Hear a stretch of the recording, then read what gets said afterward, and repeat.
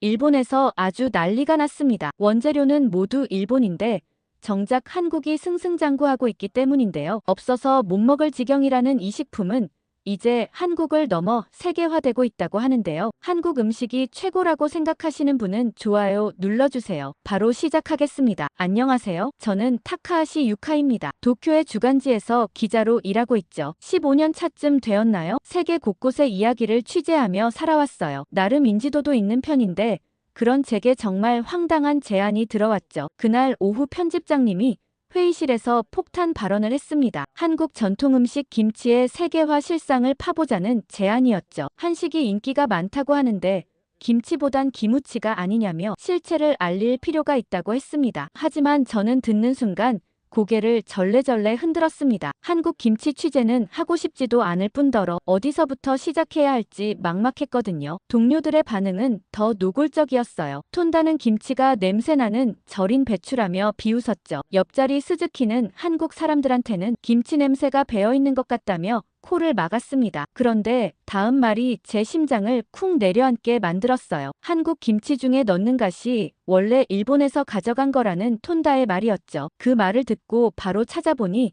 갓이 일본 큐슈에서 들어간 작물이라는 걸 알게 되었습니다. 일본에서 받아간 주제에 그걸 자기 것처럼 활용하고 있다는 게 화가 나기도 했죠. 일단은 모르겠다며 저는 안 한다고 해놓고서는 점심시간이 되자 허겁지겁 사무실을 나섰어요. 평소 즐겨 찾는 오모테산도의 카페에 앉아 라테를 주문했습니다. 머릿속으로는 김치에 대한 부정적인 이미지들만 선명하게 그려졌어요. 매운 냄새와 시끌벅적한 한국 드라마 속 장면들, 사람들이 젓가락으로 김치를 집어먹는 모습도 떠올랐죠. 정말 외국 사람들은 김치를 좋아하는 게 사실일지 의문스러웠어요. 그때 라디오에서 톰 브레디 이야기가 나왔어요. NFL의 슈퍼스타 쿼터백인 그가 김치를 즐겨 먹는다는 소식이었죠. 정말 놀라웠어요. 전 세계에서 가장 주목받는 운동선수가 왜 하필 김치를? 순간 궁금해지더라고요. 진짜 인기가 있는 걸까요? 아니면 단순히 다이어트나 건강식품으로만 보는 걸까요? 사무실로 돌아와 서점에서 산 한국 요리책을 펼쳤어요. 페이지를 넘기며 깜짝 놀랐습니다. 김치 종류가 이렇게나 다양하다니요. 배추김치는 기본이고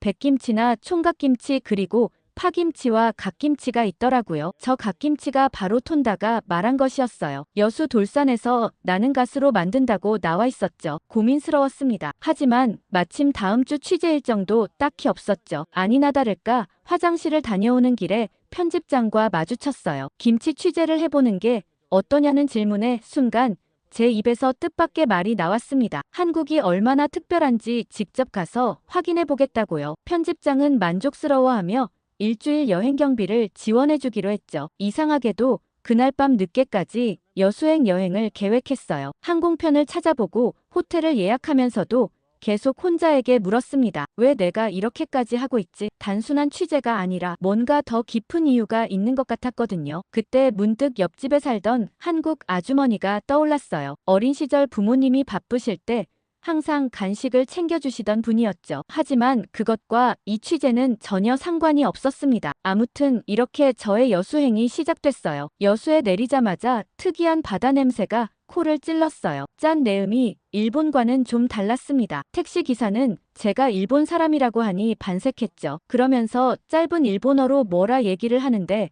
솔직히 좀 귀찮았습니다. 일본에선 기사가 한마디도 하지 않는데 여기선 제게 너무 많은 관심을 보이더라고요. 하지만 나중에 생각해보니 이게 다 한국의 다정한 정문화라는 걸 깨달았죠. 호텔에 도착하자마자 짐을 풀고 알람을 맞췄습니다. 거의 2~3시간밖에 잘 수 없었죠. 다음날 새벽 4시 알람이 울렸어요. 오늘은 돌산 갓김치 농장 취재 일정이었죠. 졸린 눈을 비비며 택시를 불렀습니다. 기사는 이런 이른 시간에 돌산까지 가냐며 놀라워했어요. 창밖으로 어둠 속에 희미한 바다가 보였죠. 생각보다 먼 거리였어요. 1시간은 걸린 것 같았습니다. 도착하니 정말 깜깜했어요. 그런데 저 멀리 여러 개의 작은 불빛들이 보였죠. 가까이 다가가니 놀라운 광경이 펼쳐졌습니다. 60대, 70대로 보이는 어르신들이 땅바닥에 엎드려 갓을 수확하고 계셨어요. 제가 예상했던 모습과는 너무 달랐죠. 어르신들은 무릎에 보호대를 차고 계셨어요. 왼손에는 갓을 감싸고 오른손에는 작은 칼을 들고 계셨죠. 알고 보니 그 칼도 각자 손에 맞춰 만든 거더라고요. 하나하나 정성스럽게 자르시는 모습에 잠시 멍하게 바라봤어요. 1톤의 갓을 이렇게 손으로 다 수확한다니요. 믿을 수가 없었습니다. 통역사가 제 놀람을 알아차렸는지 설명해 주더라고요. 기계로 수확하면 갓이 상한다는 거였어요. 그래서 여전히 이렇게 손으로 수확한다고 했습니다. 한 아주머니는 자신이 50년 넘게 이 일을 해왔다고 말씀하셨죠. 손등에는 굵은 굳은 살이 박혀 있었어요. 갓 분류 작업장도 놀라웠습니다. 어르신들이 일일이 갓의 크기를 구분하고 계셨어요. 큰 갓, 중간 갓, 작은 갓으로 분류하시는데 정말 빠르셨죠. 몇십 년 동안 하신 일이라 그런지 보기만 해도 크기를 알더라고요. 그 정확함에 감탄했어요. 하지만 여전히 속으로는 의문이 들었습니다. 왜 이렇게 비효율적인 방식을 고집하는 걸까요? 기계화할 수 있는 부분도 분명 있을 텐데 말이죠. 돈을 아끼려는 걸까요? 아니면 전통을 지키려는 걸까요? 저는 그 이유를 아직 이해할 수 없었어요. 작업을 지켜보며 사진을 찍었습니다. 어두운 동력 하늘 아래 고된 노동을 하는 모습들. 그들의 얼굴에는 피곤함도 있었지만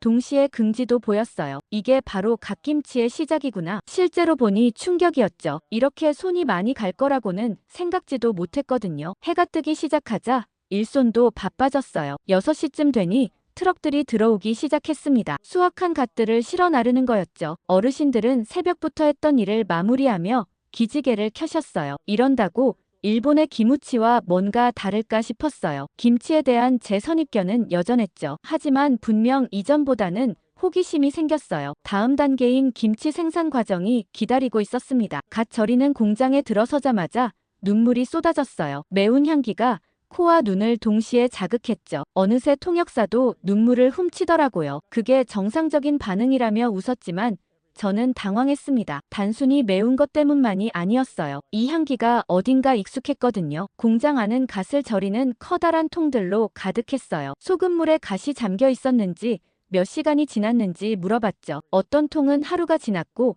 어떤 통은 이틀째라고 했습니다. 절이는 시간에 따라 김치의 풍미가 달라진다더라고요. 그 정도까지 세심하게 관리하는구나 싶었어요. 한 할머니가 제 모습을 보고 다가오셨어요. 70대 초반쯤 보이셨죠. 갓김치를 40년 넘게 만들어 왔다고 하시더라고요. 그 할머니는 저를 절임통 앞으로 데려가셨어요. 손으로 갓을 살살 만지시며 설명하셨죠. 갓이 부드러워질 때까지 절여야 한다고요. 너무 짜면 안 된다고도 하셨습니다. 그러셨는데 갑자기 이상한 질문을 하시더라고요. 이 냄새가 좋냐고요. 정말 당황스러운 질문이었어요. 이런 자극적인 냄새를 좋다고 할 사람이 어디 있을까요? 제가 당황한 모습을 보시고 할머니는 웃으셨어요. 그리고 이런 말씀을 하셨죠. 이 냄새 덕에 자식들 키웠다고요. 요즘은 배불리 먹지만 옛날에는 이 갓김치가 밥 반찬이었다고요. 겨울에 먹을 수 있는 몇 안 되는 신선한 채소였대요. 고마운 냄새라고 하시며 눈에 눈물이 고이셨습니다. 그 순간 갑자기 제 어린 시절 기억이 선명하게 되살아났어요. 옆집에 살던 한국 할머니가 있었거든요. 부모님이 일로 바쁘실 때마다 저를 챙겨주셨죠. 따뜻한 주먹밥이며 미역국을 주시며 잘 먹으라고 하셨던 목소리가 들리는 것 같았습니다. 그리고 바로 이 냄새요. 처음에는 낯설어서 피했지만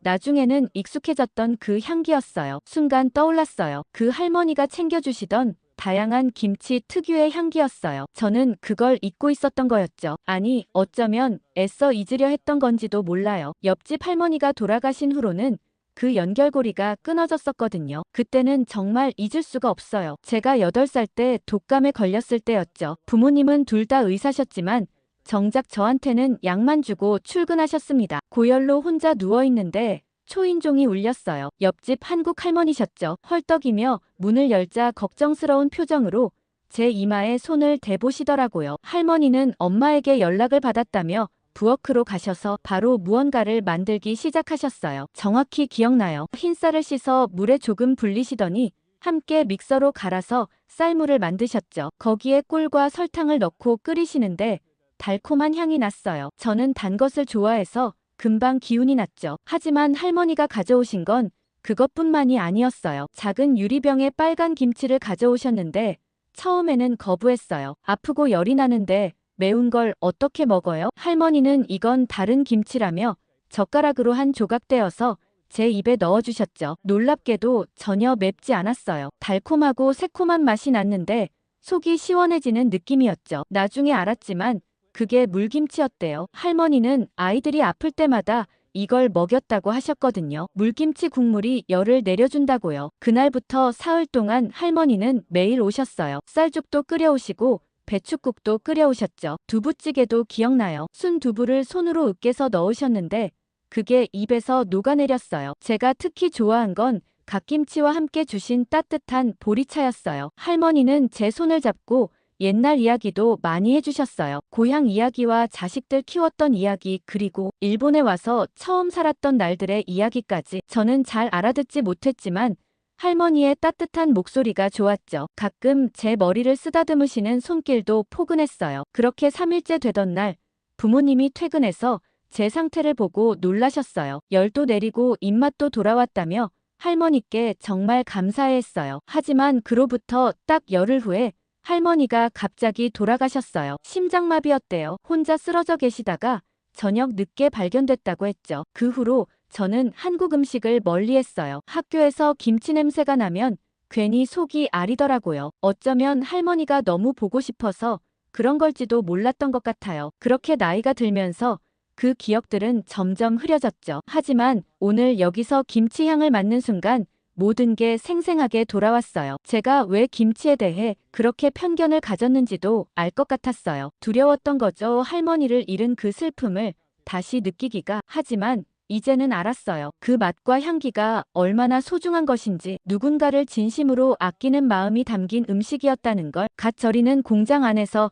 저는 눈물을 흘리고 있었어요. 그때 할머니에게 고맙다고, 미안하다고 말하고 싶었죠. 다시 취재에 집중하고 주변을 둘러보니 다른 작업대에서는 젊은 여성들이 갓을 다듬고 있었어요. 노란색 장갑을 낀 손으로 하나하나 살펴보며 시든 잎을 제거하고 있었죠. 할머니들이 젊은 사람들에게 노하우를 가르쳐주는 모습이 자연스러웠습니다. 여기서는 경험이 존중받는다는 걸 느꼈어요. 공장 밖으로 나오니 오후 해가 따스했어요. 향기는 여전히 코끝에 남아있었죠. 이제는 그 냄새가 불편하지 않았습니다. 오히려 뭔가 따뜻한 그리움 같은 게 느껴졌어요. 처음으로 김치에 대한 제 생각이 바뀌는 순간이었죠. 두 번째 공장으로 이동하니 분위기가 더 활기찼어요. 여기는 갓김치를 본격적으로 제조하는 곳이었죠. 한쪽에서는 고춧가루를 갈고 다른 쪽에서는 마늘과 생강을 다지고 있었습니다. 공기 중에는 다채로운 향이 어우러져 독특한 분위기를 만들었어요. 박선자 할머니가 가장 경력이 많은 분이셨어요. 50년 넘게 김치를 담가오셨다고 들었죠. 이분이 오늘의 주요 양념을 만들고 계셨습니다. 커다란 스테인리스 통에 고춧가루를 붓고 있었는데 양이 상당했어요. 50kg은 되어 보였죠. 그런데 갑자기 박 할머니가 비틀거리시더니 통역사가 소리쳤어요. 할머니가 갑자기 쓰러지셨던 거였죠. 주변에 있던 사람들이 급히 달려가 할머니를 밖으로 옮겼습니다. 저도 뒤를 따라 나가며 가슴이 쿵쾅거렸어요. 누군가 젖은 수건으로 할머니의 이마를 닦아드렸죠. 할아버지가 손을 꼭 잡고 계셨는데 들릴 듯 말 듯한 목소리로 계속 부르셨어요. 나이 드신 분이 이런 상황에 놓이니 정말 가슴이 아프더라고요. 10분쯤 후에 구급차가 도착했어요. 의료진이 할머니의 상태를 확인하고 산소 마스크를 씌웠죠. 혈압과 심박수를 재고 있는데 수치가 좀 높다고 했어요. 과로로 인한 일시적 어지럼증일 수 있다고 했지만 정확한 진단을 위해 병원으로 가야 한다더군요. 할아버지가 같이 가시려고 하자 공장장이 만류했어요. 연세가 있으신데 할아버지까지 무리하시면 안 된다고요. 대신 직원 한 명이 구급차에 동행하기로 했죠. 할머니는 의식은 있었지만 아직 어지러우신 것 같았어요. 구급차 문이 닫히기 전에 할머니가 손을 흔드시는 모습이 안쓰러웠습니다. 공장 주변이 한동안 어수선했어요. 직원들은 불안해하며 할머니 걱정을 했죠. 박 할머니는 이 공장의 핵심 인물이었거든요. 얼마 후 병원에서 연락이 왔어요. 다행히 큰 문제는 없다고 했죠. 이틀 정도 입원해서 쉬면 괜찮을 거라는 진단이었습니다. 하지만 안도감도 잠시 공장은 아수라장이었습니다. 오늘은 대량 납품이 있는 날이었대요. 서울에 있는 큰 레스토랑에 납품할 물량이었죠. 시간은 촉박했고 양념은 아직 절반도 못 만들었어요. 직원들은 어떻게 해야 할지 몰라 하며 전전긍긍했습니다. 통역사가 제 눈치를 보더라고요. 취재를 오늘 안에 마무리하기 어렵겠다고 철수하자고 했죠. 하지만 쉽게 발이 떼어지지 않았습니다. 저는 저라도 도움이 되면 돕겠다고 했죠. 직원들에게 어떻게 도와야 하는지 물어보니 놀라워하더군요. 특히 젊은 직원들은 일본 기자가 일을 도와주겠다니 믿을 수 없다는 표정이었죠. 고무 장갑을 건네받고 방금 박 할머니가 하던 옆자리에 섰어요. 공장장이 양념 만드는 법을 설명해줬죠. 고춧가루에 소금과 새우젓 그리고 마늘 또 무채와 생강을 넣어야 한대요. 비율이 중요하다고 했습니다. 그러면서 직접 양념을 만들어 주었고 주변 직원들이 도와주기 시작했습니다. 마늘 다지는 법과 젓갈, 양 맞추는 법 그리고 무채 자르는 법까지 각자 자신이 아는 것을 가르쳐줬죠. 처음에는 서툴렀지만 점점 손에 익었어요. 특히 양념을 섞을 때는 손으로 돌리는 느낌이 중요하다고 했습니다. 공장장은 통역사에게 제가 손재주가 좋다고 말씀하시더라고요. 그리고 이런 말씀도 하셨어요. 김치는 정성이 들어가야 한다고요. 급하게 만들면 맛이 없다고요. 오후 5시가 되어서야 모든 양념이 준비됐어요. 제 손에는 빨간 고춧가루가 깊이 배어 있었습니다. 물로 씻어도 잘 지워지지 않았죠. 직원들은 이게 바로 갓김치의 흔적이라며 웃었어요. 오늘 하루 동안 제가 얼마나 열심히 일했는지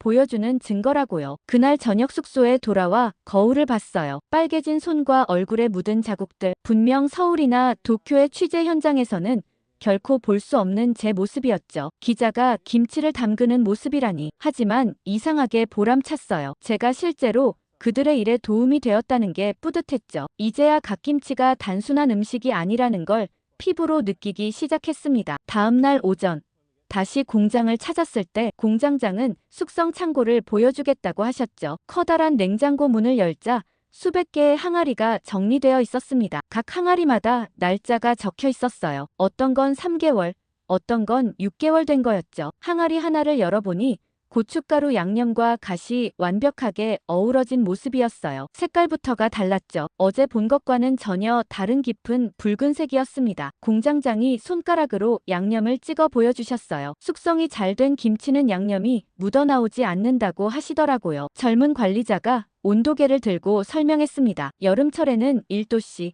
겨울철에는 영하 5도씨로 유지한다고요. 온도가 조금만 달라져도 김치 맛이 변한다더군요. 갓김치는 특히 예민하다고 했어요. 갓의 특유의 톡 쏘는 맛이 있어서 온도 관리가 더 중요하다고요. 다른 방에서는 여전히 손작업으로 갓을 다루고 있었어요. 젊은 직원에게 왜 기계화하지 않냐고 물어봤죠. 직원은 대답했어요. 기계로 다지면 갓의 식감이 무너진다고요. 톡톡하고 아삭한 식감이 갓김치의 생명인데 기계는 그걸 살려주지 못한다며 아쉬워했습니다. 고춧가루도 특별했어요. 영양시장에서 들여온 고운 고춧가루가 있었는데 여기서도 다시 조심스럽게 채질하고 있었죠. 소량만 기계로 갈고 대부분은 절구로 직접 찧었어요. 왜냐면 기계로 빻으면 고춧가루가 가열되어 매운맛이 강해진다더군요. 절구로 빻으면 향이 그대로 살아난다고도 했습니다. 그날 점심시간에 공장 식당에서 갓김치를 맛봤어요. 어제 박 할머니가 만든 거라고 했죠. 처음에는 매워서 물을 마셨는데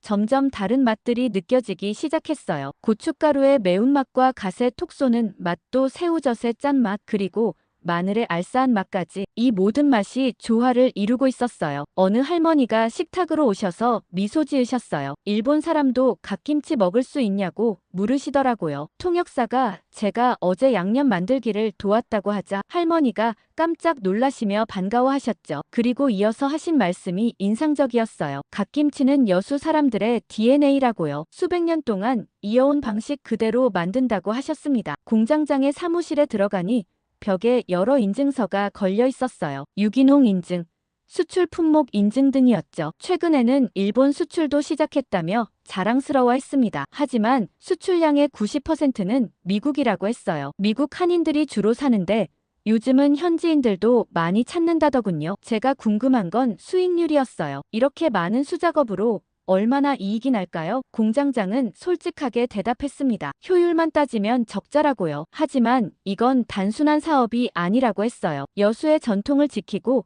일자리를 만들어내는 의미가 크다고요. 젊은 사람들이 고향을 떠나지 않게 하고 어르신들에게 일할 기회를 주는 것도 중요하대요. 오후 3시쯤 포장 현장을 봤어요. 유리병에 갓김치를 담는 작업이었죠. 여기서도 대부분이 손작업이었습니다. 갓의 크기와 모양이 제각각이라 기계로는 예쁘게 담을 수 없다고 했어요. 각 병마다 갓이 고르게 들어가도록 일일이 확인하며 담고 있었죠. 그 순간 깨달았어요. 이건 단순한 음식이 아니라 하나의 유산이구나. 효율성이나 수익성으로만 평가할 수 없는 가치가 있었죠. 정성이라는 게 바로 이런 것 같았어요. 손으로 하나하나 만지고 확인하는 과정과 온도와 시간을 세심하게 맞추는 노력, 그리고 오랜 세월 축적된 노하우. 일본에서는 잊혀가고 있는 가치들이 여기에선 살아 숨쉬고 있었습니다. 그런데 공장의 메모보드를 보고 깜짝 놀라고 말았어요. 미국으로 수출되는 납품 물량이 어마어마하더라고요. 공장장은 최근 미국 수출 물량이 엄청나게 늘었다며 특히 유명 셰프들의 레스토랑에서도 인기가 많다고 했죠. 따로 연락 오는 셰프들도 있을 정도라고 했어요. 그러자 저는 미국에서의 인기가 너무 궁금해서 거래하는 셰프들을 수소문해 화상회의를 요청했습니다. 뉴욕 맨해튼의 셰프 마커스와 취재를 하기로 했죠. 미국의 현지 시각으로 오전 11시,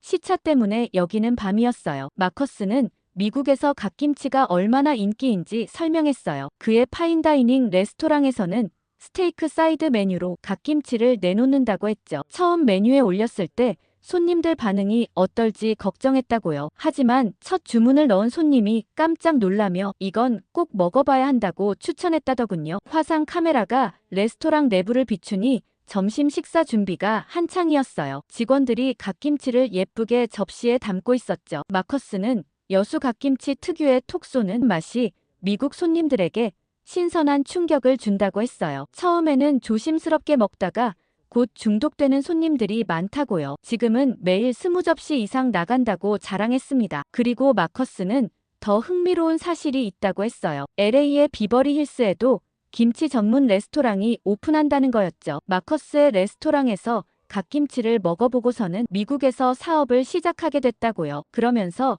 공장장이 수출 통계를 보여줬어요. 5년 전만 해도 미국 수출량이 한 해 10톤 정도였는데 지금은 250톤까지 늘었더라고요. 특히 K푸드 열풍 이후로 매년 2배씩 성장하고 있다고 자랑했어요. 미국 주요 도시의 한식 레스토랑은 물론이고 이제는 일반 슈퍼마켓에서도 갓김치를 파는 곳이 늘어나고 있다고요. 마커스는 손님들이 처음에는 조심스럽게 젓가락으로 집더니 한 번 먹고는 표정이 확 달라진다고 했어요. 그러면서 같이 온 일행에게 빨리 먹어보라며 권하고 있다고 했죠. 마커스는 이런 장면을 볼 때마다 갓김치를 선택하길 잘했다고 느낀다고 했어요. 그런데 제가 궁금한 건 수입 과정이었어요. 김치는 발효식품인데 장거리 운송이 어렵지 않냐고 묻자 공장장이 자세히 설명해줬어요. 특수 제작한 발포 스티로폼 박스에 드라이아이스와 함께 포장한다고 했어요. 선적 후 도착까지 보통 일주일에서 10일 정도 걸리는데 온도를 계속 영하 2도로 유지해야 한다고요. 품질 관리를 위해 매주 샘플을 에어로 보내서 맛을 확인한다고도 하더라고요. 마커스는 한국 포장 기술이라면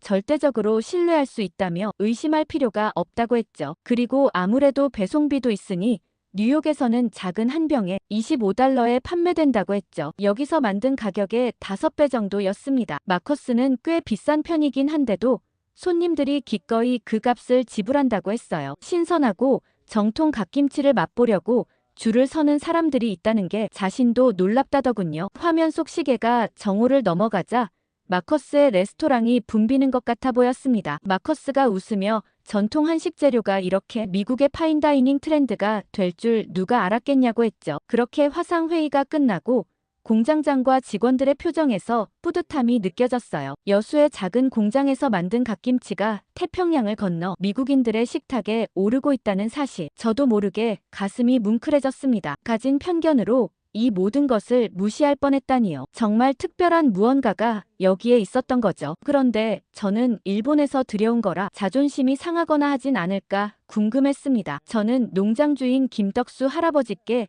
미리 준비한 질문을 통역사를 통해 물어봤습니다. 갓이 정말 일본산이냐고요? 할아버지는 예상 밖의 답변을 주셨어요. 맞다고 하셨죠. 갓은 일본 큐슈에서 들어온 작물이 확실하다고요. 하지만 이어서 하신 말씀이 더 인상적이었습니다. 갓이 여수에 들어온 지도 100년이 넘었다고요. 이제는 여수가 진짜 고향이라고 하셨어요. 김할아버지가 밭으로 저를 안내하셨어요. 갓이 자라는 밭의 흙을 손으로 쥐어 보여주셨죠. 여수의 흙은 미세한 모래가 섞여 있다고 했어요. 바닷바람도 특별하다고요. 일교차도 큰 편이라 갓이 단단해진다더군요. 이런 환경이 갓의 쓴맛과 매운맛을 조절한다고 설명하셨습니다. 제가 궁금한 건 여수의 갓과 일본의 갓이 정말 다른지였어요. 할아버지는 고개를 끄덕이셨죠. 단순히 품종만이 아니라 키우는 환경과 방법이 다르다고요. 일본에서는 갓을 야채용으로 키우는데 여수에서는 김치용으로 키운다고 했습니다. 한국식 갓김치에 맞는 특별한 방식으로 재배한다는 거였죠. 흥미로운 사실을 알았어요. 갓은 3년마다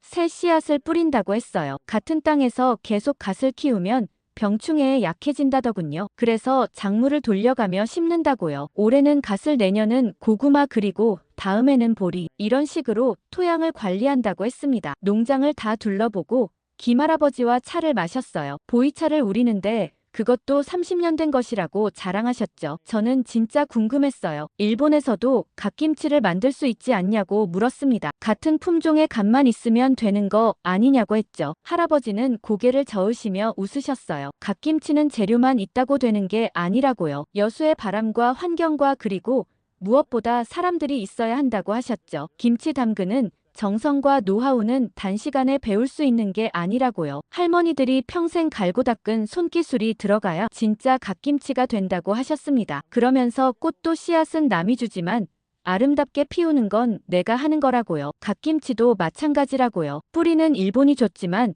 그 뿌리로 어떤 꽃을 피울지는 여수 사람들이 결정한다고 하셨습니다. 그렇게 취재를 마무리하고 일주일 만에 돌아온 일본은 낯설었어요. 인천공항을 떠날 때 가방에 넣어온 갓김치가 손에서 떠나지 않았죠. 입국장을 지나며 세관에선 특별한 검사도 없었어요. 어제까지 그 냄새로 고생했다던 제가 오늘은 그 향기를 맡고 싶어 하니 정말 신기했어요. 친구 나오미가 입국장에서 기다리고 있었어요. 제가 한국에 다녀왔다는 걸 알고는 바로 김치 냄새 얘기를 했죠. 전에는 그런 말에 웃으며 넘겼을 텐데 이번엔 달랐어요. 정중하게 김치가 얼마나 정성스럽게 만들어지는지 설명해줬죠. 나오미는 제가 김치 팬이 됐다며 웃었어요. 다음날 출근하자마자 편집장이 호출했어요. 기사는 어떻게 됐느냐고 물어보시더라고요. 저는 아직 자료를 정리 중이라고 했죠. 취재한 내용이 너무 방대해서 어떻게 정리해야 할지 고민이었거든요. 단순한 음식 기사가 아니라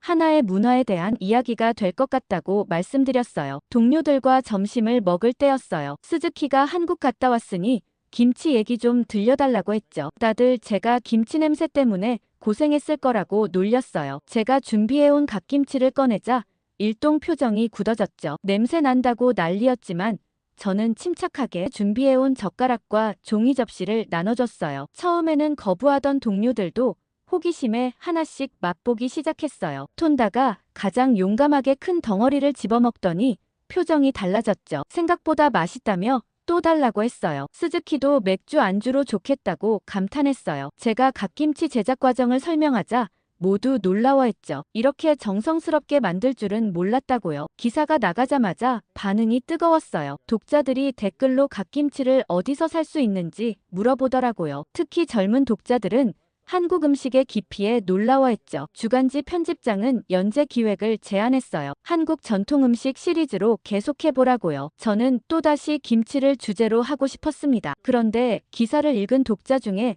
제일 한국인 분이 연락을 주셨어요. 제가 말씀드린 어린 시절 옆집 할머니가 주셨던 김치가 아마 동치미일 거라고 하시더라고요. 다음 취재 계획을 세우며 마음이 설렜어요. 그리고 할머니가 살아계시면 제가 기자가 되어 한국 음식을 소개하고 있다는 걸 알면 어떻게 생각하실지 궁금했습니다. 묘하게 설레는 기분이었죠. 마치 어린 시절 할머니와 다시 만나러 가는 것 같았어요. 회사 동료들도 응원해 주더라고요. 이번에는 어떤 김치 이야기를 들려줄지 궁금하다고요. 스즈키는 동치미도 사다 달라고 농담했어요. 이런 변화에 저도 놀랐죠. 몇 달 전까지만 해도 김치를 멀리했는데 지금은 진심으로 더 알고 싶어졌으니까요. 취재 가방을 싸면서 어린 시절 앨범에서 찾은 할머니의 작은 사진을 넣었어요. 일본으로 이민 오셨을 때 찍으신 거라고 들었던 흑백 사진이었죠. 이번 여행에 할머니도 함께 가는 기분이었어요.